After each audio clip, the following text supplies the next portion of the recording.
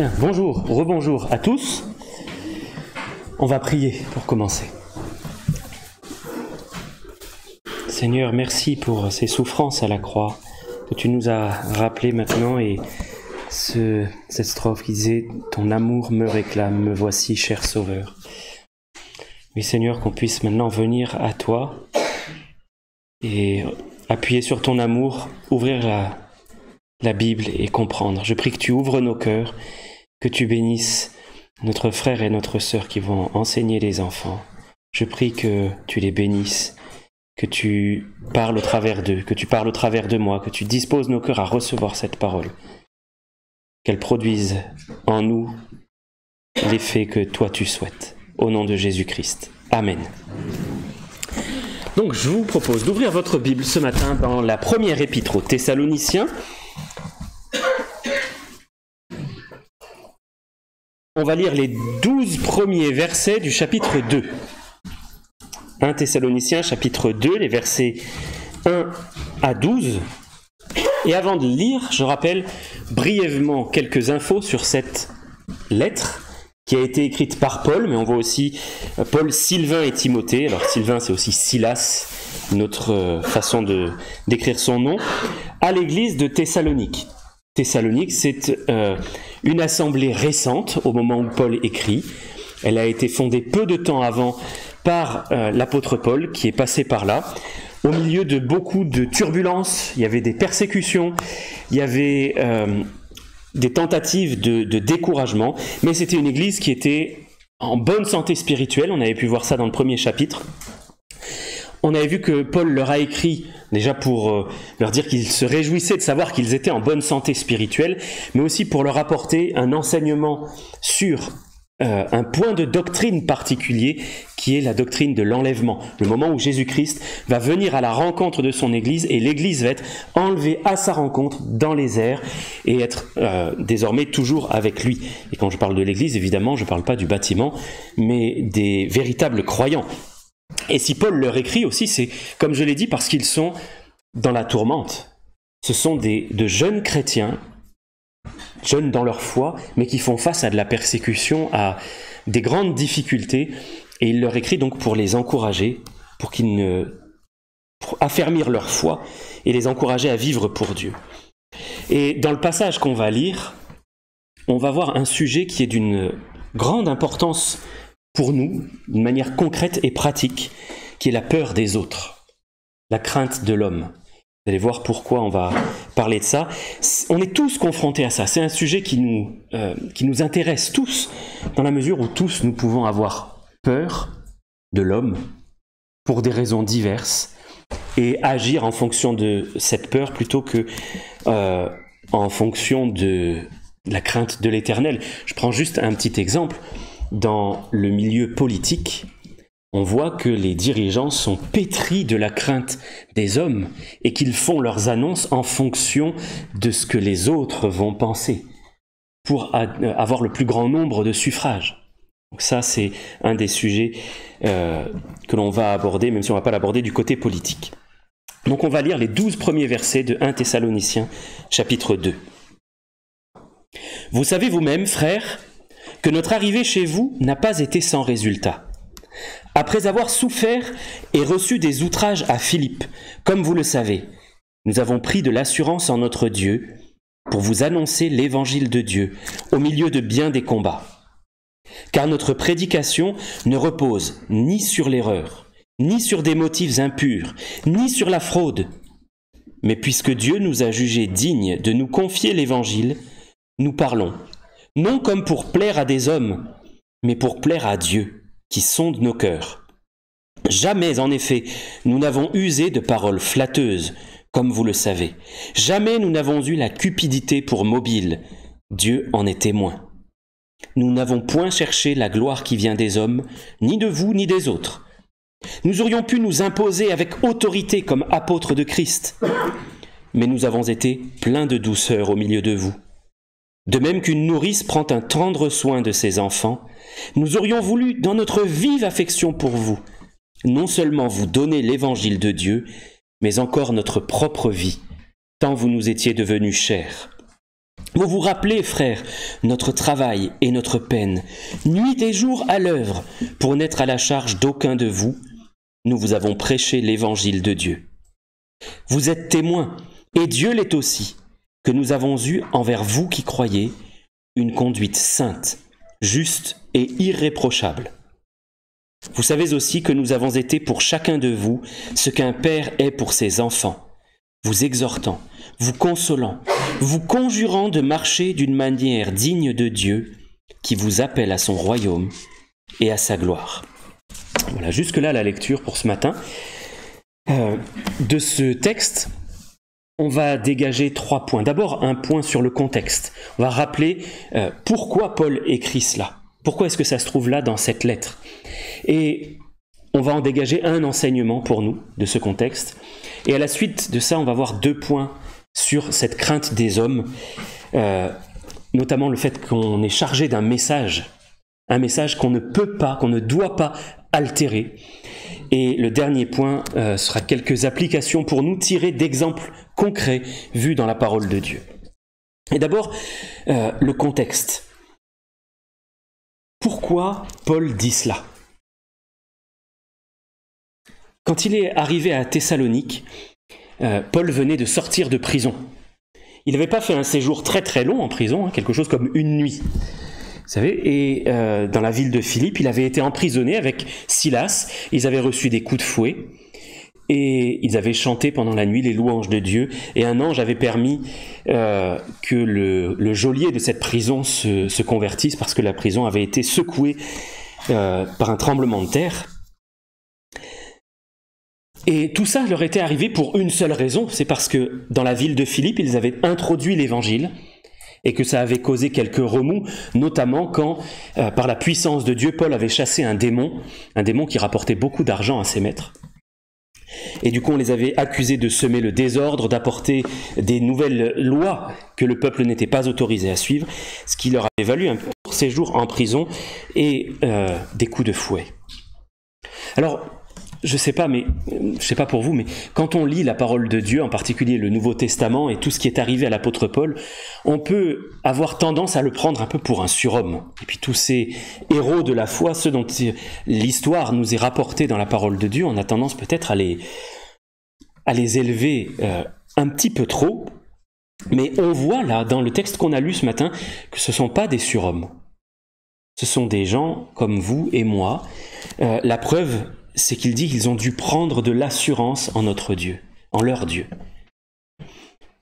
S'ils avaient été des surhommes d'une foi exceptionnelle, très différents de nous, ils n'auraient pas eu besoin de prendre de l'assurance. S'ils ont eu besoin de prendre de l'assurance, c'est qu'ils n'en avaient plus. C'est qu'ils étaient ébranlés dans leur foi.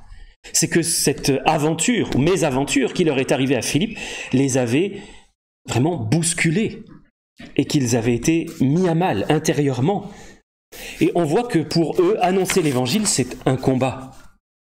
C'est pas quelque chose de facile, ça leur demande un effort.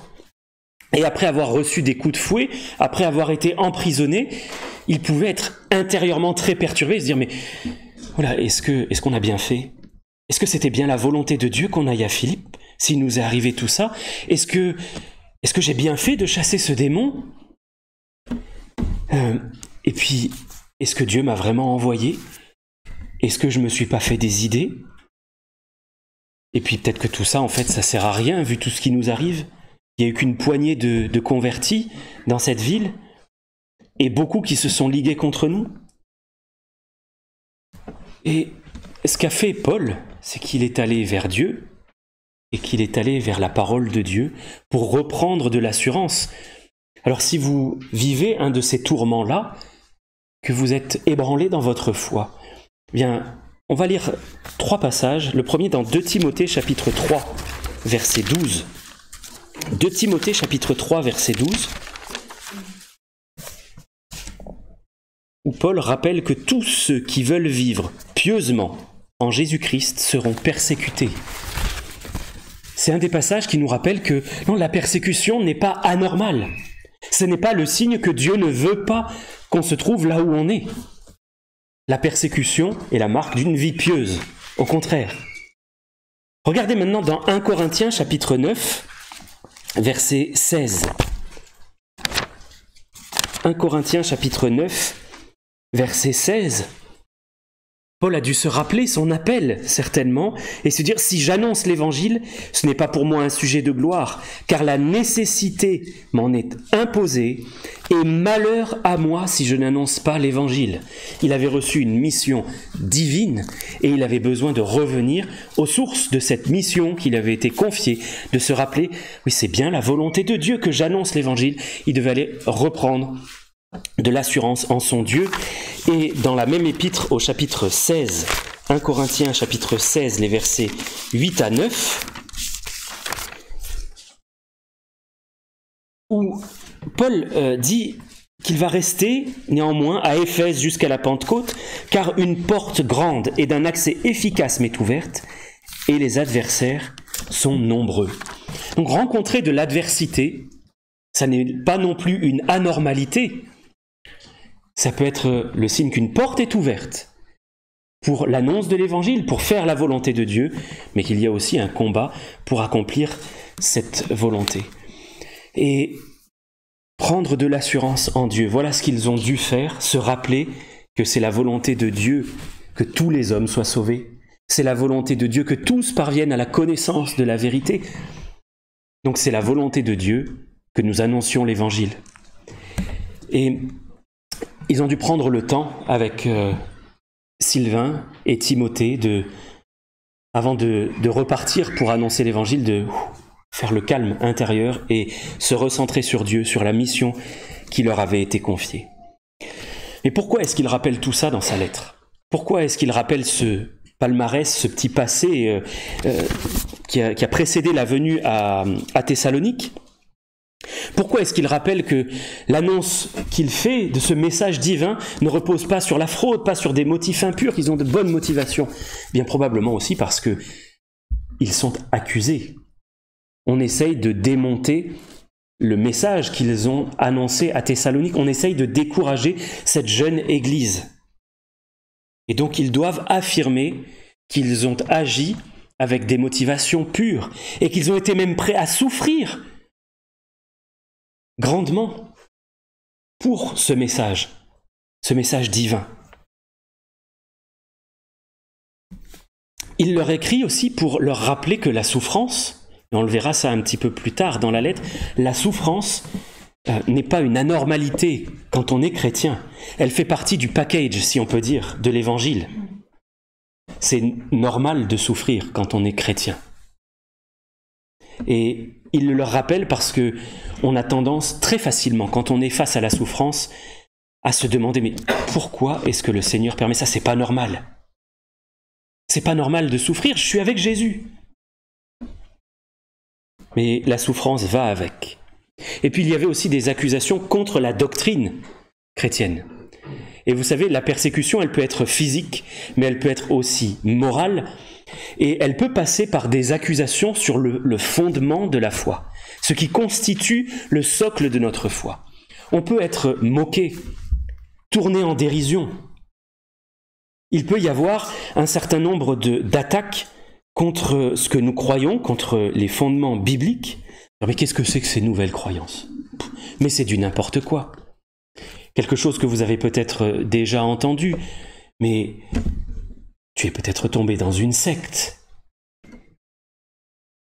Et puis ceux qui t'annoncent ce message-là, certainement, ils ont des intérêts quelque part à le faire. Ils le font probablement pour l'argent.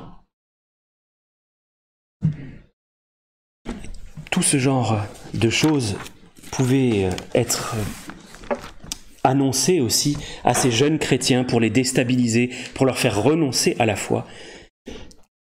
Et Paul leur écrit pour leur dire « Non, mais j'annonce un message qui ne vient pas de moi. C'est un message qui est divin. J'ai reçu la tâche, le devoir d'annoncer l'évangile. Malheur à moi, on l'a lu, si je n'annonce pas l'évangile parce que je vais désobéir à Dieu. » Et en même temps, il dit « Mais c'est pas facile pour moi. Ça n'est pas facile. Je rencontre de l'adversité, c'est un grand combat.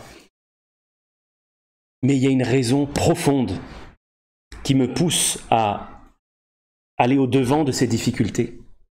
et à rester fidèle à Dieu. Et la raison profonde qui me pousse à rester fidèle à l'Évangile, c'est que je crains Dieu. Ce qu'il est en train de dire, et c'est le verset 4 surtout sur lequel nous allons insister, verset 4 que je vais relire, mais puisque Dieu nous a jugés dignes de nous confier l'Évangile, nous parlons, non comme pour plaire à des hommes, mais pour plaire à Dieu qui sonde nos cœurs.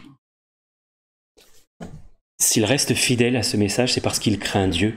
Là, il est question de plaire dans la version que j'ai lue, mais on peut traduire « Je ne crains pas le regard et le jugement des hommes. Je préfère craindre Dieu, je crains le regard et le jugement de Dieu, et je veux lui être trouvé fidèle. » Alors, voilà pour le contexte, le pourquoi il écrit cette lettre, et pourquoi le passage que nous venons de lire. Et de ce verset 4, je voudrais retirer donc 2 points principaux. Premier, c'est qu'il nous faut annoncer un message qui ne souffre aucune déformation. L'Évangile ne doit pas être déformé. Et le deuxième, qu'on verra à partir d'exemples bibliques, c'est que nous ne devons pas craindre les hommes, mais nous devons craindre Dieu. Alors, je l'ai dit, je le répète, mais dans les différents voyages qu'il a fait, l'apôtre Paul a très souvent été confronté à la persécution, à de mauvais traitements. Souvent, on a cherché à le discréditer. Des fois même du sein de l'Église.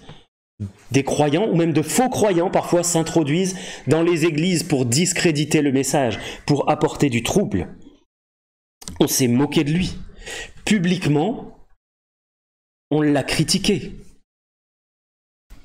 Regardez dans Actes 17, les versets 4 et 5, regardez ce qu'il a vécu rien qu'à Thessalonique. Donc la ville à laquelle il écrit maintenant. Il est écrit que quelques-uns d'entre eux, donc de ceux à qui il a annoncé l'évangile, quelques-uns d'entre eux furent persuadés et se joignirent à Paul et à Silas, ainsi qu'une grande multitude de Grecs craignant Dieu et beaucoup de femmes de qualité. Donc il y a un certain nombre de personnes qui les rejoignent, qui adhèrent à l'évangile, qui croient. Mais il est écrit que les Juifs jaloux prirent avec eux quelques méchants hommes de la populace, provoquèrent des attroupements et répandirent l'agitation dans la ville. Ils se rendirent à la maison de Jason et ils cherchèrent Paul et Silas pour les amener vers le peuple. Donc dans cette ville-là de Thessalonique, il y a eu des croyants, un certain nombre, mais il y a aussi eu beaucoup d'adversité, et ça, dès le premier jour, on peut dire. Dès le premier jour, les tout jeunes croyants, ils n'ont pas compris ce qui leur arrivait. Tout de suite, ils ont été soumis au feu de la persécution. Et elle devait être là, la tentation, d'atténuer la force du message de l'Évangile, de le rendre un petit peu moins rugueux, un peu plus acceptable, un petit peu plus ceci, un peu moins ça, difficile à dire, mais dans l'Évangile, il y a quelque chose de rugueux parce que l'Évangile dénonce notre péché. Il braque un projecteur d'une lumière éblouissante sur la nature de l'homme pécheur, étranger à la vie de Dieu, ennemi de Dieu. Et c'est précisément ce que Paul et Silas n'ont pas fait. Ils n'ont précisément pas altéré le message de l'Évangile et ils n'ont pas craint les hommes. Même si cela n'a pas plu à la grande majorité. Même si les tout jeunes croyants risquaient d'être déstabilisés. Ils sont restés fidèles à ce message-là. Ils ont continué à l'annoncer. Et je vois là pour nous un avertissement, une mise en garde, parce qu'on vit dans les derniers temps, on le sait, et les derniers temps, nous dit la Bible, vont être marqués par l'apostasie. L'apostasie, c'est le fait de rejeter les vérités de la parole de Dieu. Et nous qui vivons dans ces temps-là, nous devons prendre garde à rester fidèles à l'intégralité du message de l'Évangile, à ne pas nous en éloigner, à ne pas chercher à l'atténuer, à le rendre plus acceptable, plus agréable. Il y a des choses extraordinaires dans l'Évangile, des choses qui sont agréables, le pardon des péchés, la vie éternelle. Mais il y a aussi ce côté plus que rugueux, qui nous prend à rebrousse-poil, qui est la dénonciation du péché, la nécessité d'une vie sainte, la recherche de la sanctification et de la communion avec Dieu. Ça me fait penser à une discussion que j'ai pu avoir avec un frère cette semaine, collègue dans le ministère pastoral. Il a été tenté par des personnes de changer un petit peu l'aménagement de la salle de culte, d'améliorer un petit peu l'éclairage et de rendre la salle plus confortable pour attirer davantage de monde. Il n'y a rien de foncièrement mauvais là-dedans. Mais au final, qu'est-ce qui retient les gens? Quel est le message que l'on annonce? Venez, la vie va être confortable. Et rien que par cet aménagement-là, il aurait cédé un petit bout de terrain en souhaitant accueillir des personnes qui ne viennent pas pour Jésus, mais parce que la salle est quand même plus confortable que dans cette autre assemblée. Et puis il y a quand même un éclairage sympa.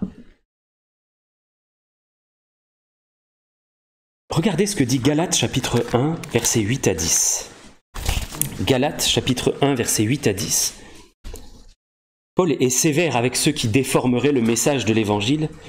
Il leur dit, mais si nous-mêmes, si un ange du ciel annonçait un évangile s'écartant de celui que nous vous avons prêché, qu'il soit anathème, c'est-à-dire maudit. Nous l'avons dit précédemment, et je le répète à cette heure, si quelqu'un vous annonce un évangile s'écartant de celui que vous avez reçu, qu'il soit anathème. Et maintenant, dit Paul, est-ce la faveur des hommes que je désire ou celle de Dieu? Est-ce que je cherche à plaire aux hommes? Si je plaisais encore aux hommes, je ne serais pas serviteur de Christ. Cette tentation que nous pouvons tous avoir de déformer, d'atténuer, d'adapter le message de l'Évangile, nous devons lutter contre cela, contre cette tentation-là. Est-ce qu'on cherche à faire du nombre? Vous savez, on est dans la société du nombre. Il faut avoir des followers, des abonnés. Il faut avoir une salle grande, très remplie. Est-ce qu'on est dans cette disposition de cœur-là? Parce que si on cherche à faire cela, on a mis le doigt dans l'engrenage qui nous amène à faire des compromis. Parce que notre but n'est pas de plaire à Jésus. Notre but, c'est de faire du nombre. Alors, je veux quand même apporter une petite précision. Il ne s'agit pas de rendre nécessairement le message désagréable. Il y en a qui, pour être sûrs de ne pas tomber dans le piège du message adapté ou rendu agréable, dans le piège du compromis, vont systématiquement annoncer un évangile très désagréable et d'une manière très désagréable.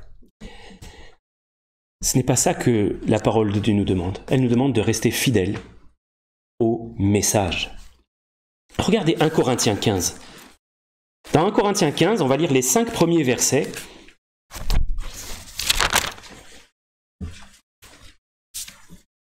Paul a écrit cette lettre aux Corinthiens, justement, une église où il était sévèrement attaqué. Et il leur dit, « Je vous rappelle, frères, l'évangile que je vous ai annoncé, que vous avez reçu, dans lequel vous avez persévéré, et par lequel vous êtes sauvés, si vous le retenez dans les termes où je vous l'ai annoncé. Autrement, vous auriez cru en vain. Je vous ai enseigné avant tout, comme je l'avais aussi reçu, que Christ est mort pour nos péchés selon les Écritures.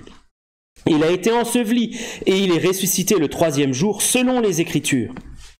Et il est apparu à Céphas, puis aux 12. Selon les Écritures, mais c'est là la caractéristique de ce message, il est selon la Bible, mais notez qu'en altérant le message, nous pouvons faire des croyants, des gens qui vont croire à un message altéré, oui, mais ils auront cru en vain. Ils auront cru pour rien.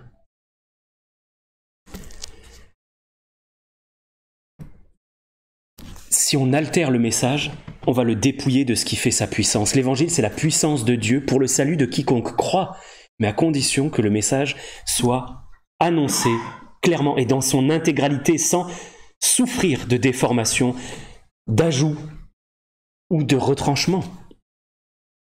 Nous ne devons rien enlever à ce message, rien y ajouter. Les avertissements contre ceux qui ajouteraient ou ôteraient quelque chose à la parole de Dieu sont sévères. C'est vrai qu'il y en a certains qui ne veulent pas entendre de péché. Non, mais ça blesse les gens si on leur parle de péché. Mais de quoi voulez-vous être sauvés si ce n'est pas du péché? Pourquoi les gens auraient-ils besoin d'un sauveur s'ils ne sont pas perdus, s'ils n'ont pas conscience d'être perdus? Mais il faut prêcher que la grâce et l'amour. Oui, il faut prêcher la grâce et l'amour. Mais la grâce, elle n'a aucun sens si on n'est pas condamné, si on n'est pas coupable. Et à l'inverse, on pourrait avoir tendance à se refuser la grâce. Prêcher un message qui ne soit que dureté, que condamnation. Mais la Bible, elle nous dit aussi que personne ne se prive de la grâce de Dieu. Donc il faut surtout prêcher Christ, prêcher les Écritures et ne pas admettre nous-mêmes de déformation du message de l'Évangile. Pas admettre d'entendre un message différent de celui-ci, et ne pas diffuser un message autre que celui-ci. Il est évident qu'il faut s'adapter à la personne à laquelle on va parler, à sa culture. Mais le message de l'Évangile, il est transculturel. Il balaye ces barrières-là. Il peut être reçu par n'importe qui de n'importe quelle culture. Et s'il nous faut nous adapter à la personne qui est en face, ça ne doit pas se faire au détriment du message. Le fait que le message soit bien reçu ou qu'il soit mal reçu, ça n'est pas notre affaire. Notre seule responsabilité, c'est d'annoncer le message. Convaincre, c'est le travail de l'Esprit Saint. Ça n'est pas le nôtre. Notre travail, c'est d'être fidèle. Dans 1 Corinthiens 4, versets 1 et 2,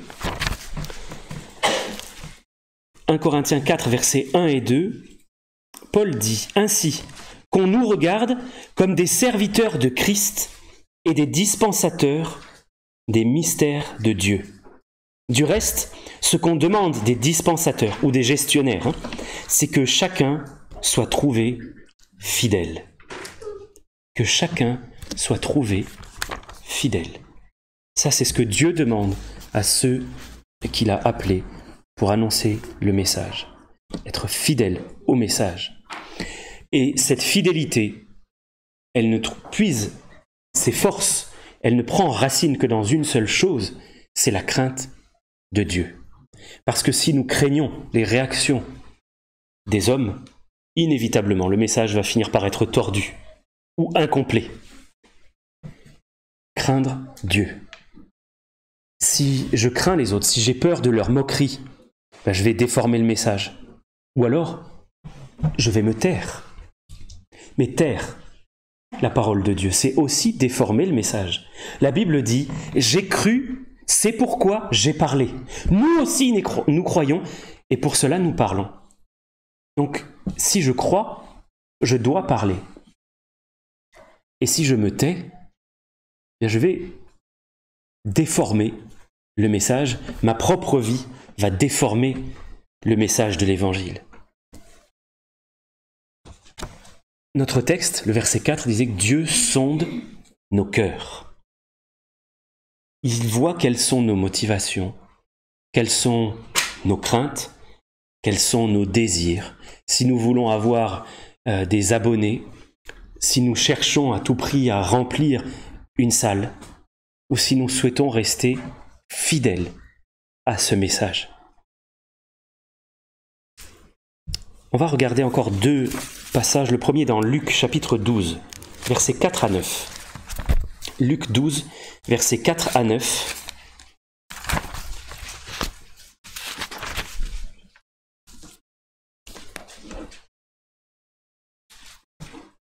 Jésus dit, « Je vous dis, à vous qui êtes mes amis, ne craignez pas ceux qui tuent le corps, et qui après cela ne peuvent rien faire de plus.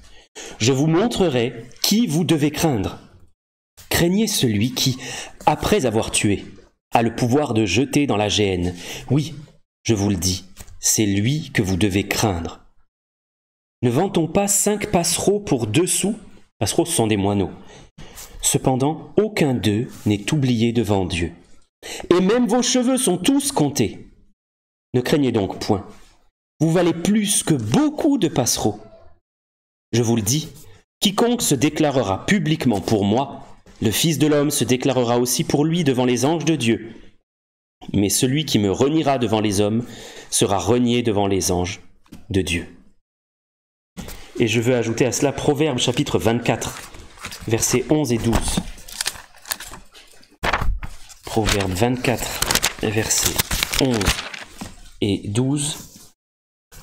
Il est dit « Délivre ceux qu'on traîne à la mort, ceux qu'on va égorger, sauve-les. » Si tu dis « Ah, nous ne savions pas », celui qui pèse les cœurs ne le voit-il pas? Celui qui veille sur ton âme, ne le connaît-il pas? Ne rendra-t-il pas à chacun selon ses œuvres? Il y a des gens qui sont des condamnés à mort, en vérité, tous ceux qui ne croient pas à l'Évangile. Nous ne pouvons pas dire « Ah mais je ne savais pas ». Nous le savons parce que nous-mêmes, si nous croyons, nous avons échappé à cela. Et celui qui juge, qui sonde les cœurs, le voit aussi. Alors, on va creuser un petit peu cette question de la crainte des hommes et de la crainte de Dieu. C'est quelque chose qui est très très présent dans nos vies. Très très présent. Lorsque vous vous sentez incapable de dire non, c'est souvent parce qu'il y a la crainte de la réaction de l'autre en face de celui qui vous sollicite. La peur, c'est que ce que l'autre va penser, ou ce que l'autre va dire, ou ce qu'il va faire, a dans notre esprit plus d'importance que ce que Dieu va faire, que ce que Dieu va dire. Je pense aussi à personnes qui sont toujours d'accord avec tout le monde. On peut appeler ça des girouettes. Et pourquoi sont-elles toujours d'accord avec tout le monde? Et parce qu'elles ont peur de la réaction des autres. Et je pense encore à ceux qui n'arrivent pas à envisager le baptême parce qu'ils ont peur de venir ici et de parler devant tout le monde. Je pense aussi à ceux qui peuvent tomber dans des petits compromis par peur de déplaire. Oh, c'est pas tout à fait honnête, mais bon, personne ne va le savoir. Et puis je risque ma place si je ne le fais pas. Et je vais peut-être manquer cette promotion. Un jour, j'ai un chef comme ça qui m'a dit « Mais je venais de refuser une proposition qui n'avait rien de malhonnête, mais j'avais refusé une proposition. » Et il m'a dit « Ah, Baptiste, pensez à votre carrière. » Une manière subtile, il n'y avait pas eu le ton n'était pas monté, il y a une manière d'instiller la crainte de l'homme, la crainte de la réaction des autres. Alors on va prendre quelques exemples dans la parole de Dieu, quelques exemples négatifs et d'autres qui vont nous apporter un petit peu de baume au cœur. Regardez s'il vous plaît dans 1 Samuel, chapitre 15, les versets 19 à 24. Et on va voir que cette question de craindre les hommes ou craindre Dieu, elle est omniprésente dans la parole de Dieu. 1 Samuel 15, versets 19 à 24. J'aurais pu lire plus long, mais il nous faut écourter. Samuel donc s'adresse au roi Saül. Il lui dit « Pourquoi n'as-tu pas écouté la voix de l'Éternel? Pourquoi t'es-tu jeté sur le butin et as-tu fait ce qui est mal aux yeux de l'Éternel » Saül répondit à Samuel « J'ai bien écouté la voix de l'Éternel et j'ai suivi le chemin par lequel m'envoyait l'Éternel. J'ai amené Agag, roi d'Amalek, et j'ai dévoué par interdit les Amalécites. Mais le peuple a pris sur le butin des brebis et des bœufs comme prémisse de ce qui devait être dévoué, afin de les sacrifier à l'Éternel, ton Dieu, à Gilgal. Samuel dit, l'Éternel trouve-t-il du plaisir dans les holocaustes et les sacrifices, comme dans l'obéissance à la voix de l'Éternel? Voici, l'obéissance vaut mieux que les sacrifices, et l'observation de sa parole vaut mieux que la graisse des béliers. Car la désobéissance est aussi coupable que la divination, et la résistance ne l'est pas moins que l'idolâtrie et les théraphim. Puisque tu as rejeté la parole de l'Éternel, il te rejette aussi comme roi. Alors Saül dit à Samuel, « J'ai péché, car j'ai transgressé les ordres de l'Éternel, et je n'ai pas obéi à tes paroles. Je craignais le peuple, et j'ai écouté sa voix. » Voilà la confession de Saül, une confession qui n'est pas la confession d'une véritable repentance, on va le voir, parce que ce qu'il cherche derrière, encore et toujours, c'est l'honneur des hommes. C'est-à-dire, je vais me prosterner, mais honore-moi devant tout le monde. Ne montre pas à tout le monde que je suis désapprouvé. Regardez maintenant dans Jean 12, versets 42 et 43. Jean 12, versets 42 et 43.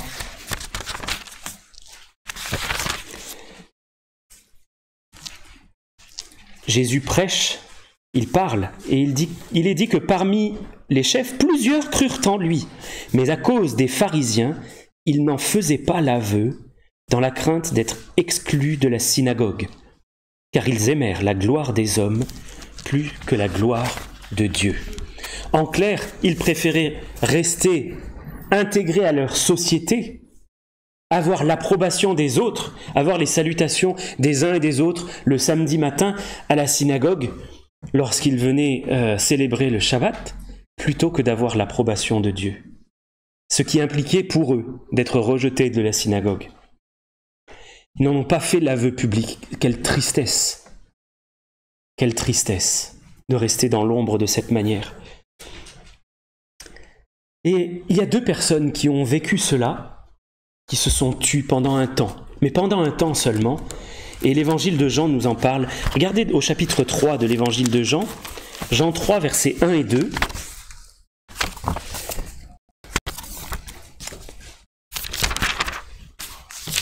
Il nous est dit qu'il y eut un homme d'entre les pharisiens, donc un homme qui fait partie de ce groupe qui plus tard va jeter l'anathème sur ceux qui suivent Jésus. Un pharisien donc nommé Nicodème, un chef des Juifs, qui vint lui auprès de Jésus de nuit et lui dit « Rabbi, nous savons que tu es un docteur venu de Dieu, car personne ne peut faire ces miracles que tu fais si Dieu n'est avec lui. » Il vient auprès de Jésus, mais il vient de nuit, pour ne pas être vu par les autres, surtout. Quelques chapitres plus loin, au chapitre 19, on retrouve Nicodème. On le retrouve accompagné d'une autre personne, une personne qui, elle aussi, faisait partie du Sanhédrin et qui est restée plutôt discrète. Donc Jean chapitre 19, versets 38 à 40. Après cela, Joseph d'Arimathée, qui était disciple de Jésus, mais en secret par crainte des Juifs, demanda à Pilate la permission de prendre le corps de Jésus. Et Pilate le lui permit. Il vint donc et prit le corps de Jésus. Nicodème, qui auparavant était allé de nuit vers Jésus, vint aussi, apportant un mélange d'environ 100 livres de myrrhe et d'aloès. Ils prirent donc le corps de Jésus, l'enveloppèrent de bandes avec les aromates, comme c'est la coutume d'ensevelir chez les Juifs. Ces hommes ont commencé par rester dans l'ombre, par crainte des autres. Mais lorsque Jésus est mort, et c'est là que ça nous montre vraiment la force de leur foi, Jésus n'était plus vivant et il ne pouvait plus, à ce moment-là, les défendre en personne. Ils ont pris position, au point d'aller publiquement demander à récupérer le corps, ce qui était un aveu d'être disciples de Jésus. Publiquement, ils l'ont enterré. Donc ils ont surmonté cette crainte des hommes et ils ont rendu gloire à Dieu de cette manière. Ils se sont repentis, ils ont changé. Dans leur pensée, là c'est Dieu qui comptait. C'est Dieu qui comptait. Le dernier exemple que je veux prendre, c'est celui de David. David Et c'est très rassurant de voir la vie de David. Ce n'était pas un homme qui était dépourvu de crainte. On peut se dire, oui, mais David, c'est quand même celui qui est allé devant Goliath. Il n'avait pas peur quand il est allé devant Goliath. Non, il semblait ne pas avoir peur quand il est allé devant Goliath. Mais quand vous lisez les psaumes, ou quand vous lisez 2 Samuel, par exemple, dont on a lu un extrait tout à l'heure, on se rend compte qu'il y a de très nombreux moments où David a craint les hommes. Il a craint la persécution de Saül, au point, un jour, d'aller se réfugier chez l'ennemi, de sortir du pays promis. Il a craint les hommes à d'autres moments, au point de cacher la vérité. Si on savait qu'il avait tué Uri, et qu'il avait été en plus adultère, il risquait la lapidation. Il y a des tas d'autres moments où, politiquement, en tant que roi, il a craint les hommes. Mais ce qu'on voit dans les psaumes, et ce qui est très rassurant pour nous, c'est qu'il est toujours sur la corde raide. Il sait qu'il y a cette crainte des hommes, et qu'il y a la crainte de Dieu. Et il ne veut pas tomber dans la crainte des hommes. Il y a ce combat en lui qui fait rage. Regardez dans le psaume 56, versets 2 à 5. Psaume 56, versets 2 à 5. C'est un hymne de David lorsque les Philistins le saisissent à Gath. Il dit « Aie pitié de moi, ô Dieu, car des hommes me harcèlent. Tous les jours, ils me font la guerre, ils me tourmentent. Tous les jours, mes adversaires me harcèlent. Ils sont nombreux, ils me font la guerre comme des hautains. Quand je suis dans la crainte, en toi je me confie. Je me glorifierai en Dieu, en sa parole. Je me confie en Dieu, je ne crains rien. Que peuvent me faire des hommes ?» Il a bien identifié qu'il risque de tomber dans la crainte des hommes. Il dit non, je vais me confier en l'Éternel. À un autre moment, dans 2 Samuel, il risque d'être lapidé par ses troupes. Et il va chercher refuge en l'Éternel. Où sont nos regards? Où sont nos regards? Inévitablement, ils vont se poser sur nos semblables. Et nous allons, à un moment ou à un autre, redouter telle réaction. Avoir peur de passer pour un fou, avoir peur de la moquerie, risquer de perdre un avantage.